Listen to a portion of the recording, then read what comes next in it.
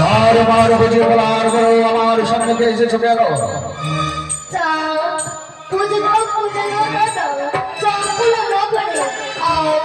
তুমি পূজা দিলে দাদা, বুঝবে সকলে।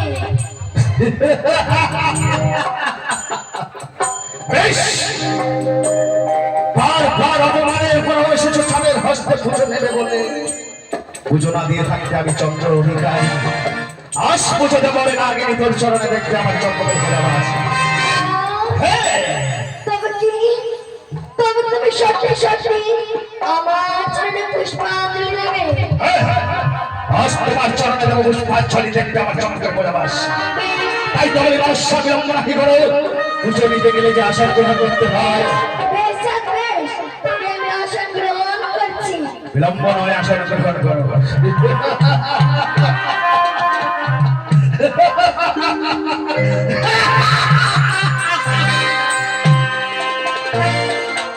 এই দুষ্ট নাগিনী পুজো নেবে বলে আসন গ্রহণ করেছে।